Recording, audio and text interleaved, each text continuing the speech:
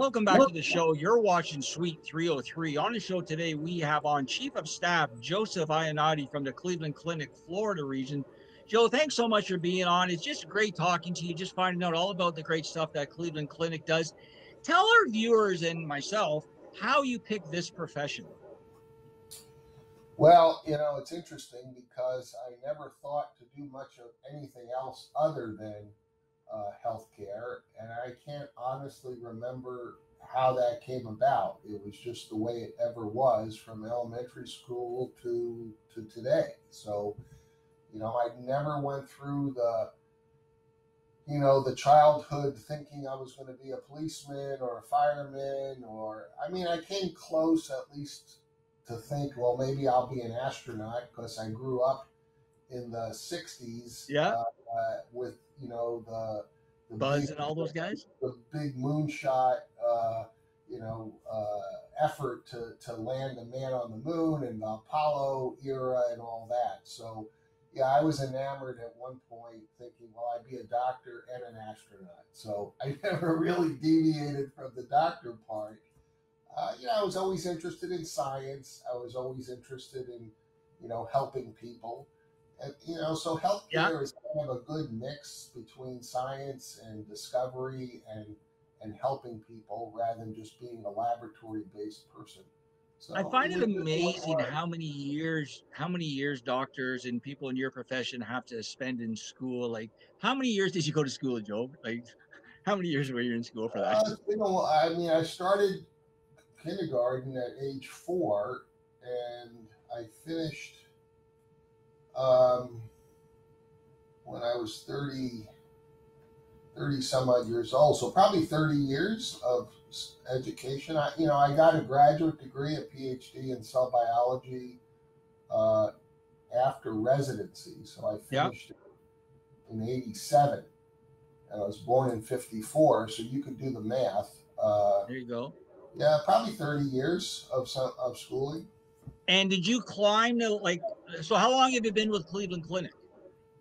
21 years. 21 years. And did you obviously you came in at the entry level like everybody else does. And then did you just climb the ladder and just went up there? I was at the University of Pennsylvania for 20 years before I came here. So I've been in practice 37 years. I finished my med school in 79. So that was 41 years ago. I went to University of Penn for my residency, and then did my PhD work in cell biology there. And then I was on the faculty for 16 years. So when I came to Cleveland Clinic, I came as a full professor and chair of the Department of Orthopedics. So I didn't really come in at the entry level. Okay. And how long have you been down in Florida now? Just 2.5 years. Oh, 2.5. You were in Cleveland before then, I assume? I was in Cleveland for 18 years as chair of orthopedics, and then institute chair for orthopedics and rheumatology. And then when I got to the ripe old age of 65 or 64, and say, what do I do next? The clinic sort of expanded its footprint here in Florida from 1 hospital to 5 hospitals. And so there was an opportunity to kind of help grow that and integrate 4 other hospitals up further north, where Weston Hospital is pretty south in South Florida. It's just west of Fort Lauderdale. And the hospitals we acquired were in Martin County, Port St. Lucie, and Indian River County. So they're about 120 miles from our northern end to our southern end. So that was a big opportunity, a big challenge to sort of go from 1 hospital to 5. And so I came down here to help them do that. That's a lot. That's a lot of hospitals in one state. 5 hospitals. Wow. Like, that seems like a lot, but Florida's a huge state, so maybe it's not. Yeah, it's a huge state. I mean, it's the 3rd most populated state in the U.S. Yeah. And it's growing a lot.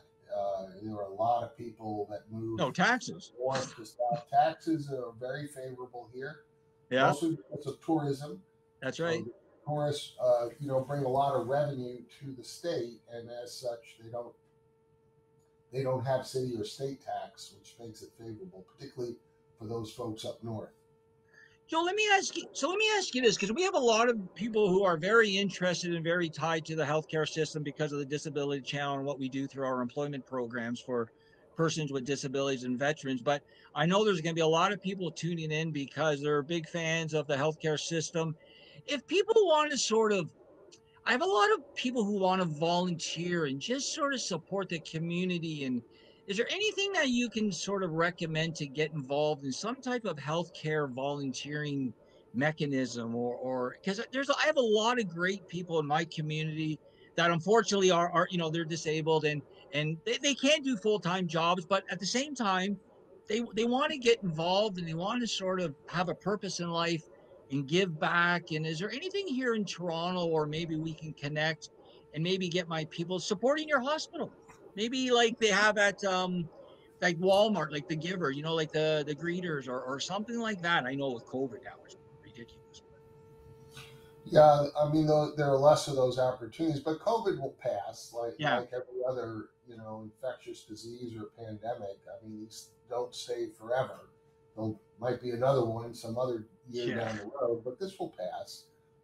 There are a lot of opportunities. I think people have to say, what are they passionate about? What do they connect most with? So there are lots of opportunities, and I think it's always best to pair the person or the individual that wants to volunteer with their passion or their interest. So if someone has had brain injury or has had a physical limitation relevant to maybe having a physical deformity or amputation, then I think those are the areas that they most relate to because they live it. And I think there are a lot of people either in the community or admitted to a hospital who are struggling with, yep, those new problems that they may not have had. And having had or having access or talking to someone who's been there, done that, and has adapted well and has learned how to still be a viable, important, contributing person to the community, their families, and to themselves. that's right. Yeah, to themselves. As soon as you have a disability or a limitation, particularly if it's not something you were born with, it's something you got as a result of an injury or a disease, Yeah, your sense of self changes so quickly. And it takes time to adapt to that. It takes time to say, who am I now? What's my ability to contribute or to even be part of my family? And I think those struggles are big and they're hard. Uh, and some people adapt easier than others. So for those who struggle, and I think everybody struggles, having somebody to lean on who they can share their story is really, really important. And so there are a lot of help groups. Obviously, there are a lot of things you can do online, hmm, but sometimes going physically to a hospital or to a work group or to some community activity is a great benefit. There's no question doctors who don't share the same disability, and most of hmm. them don't, can't provide. You could be empathetic, you could be helpful, you could do things to treat somebody as a physician, but it doesn't substitute for somebody who is a caregiver as a volunteer, as a person who knows it, lives it, dealt with it in the past. That's terrific insight, Joe. Thank you so much for sharing. I just feel like you're just like a wealth of knowledge, wealth of experience. Just everything is just really, really, really great to hear. So I really thank you. Before we do let you go, if people want to find out more information about the Cleveland Clinic or yourself personally, where could they go? Maybe.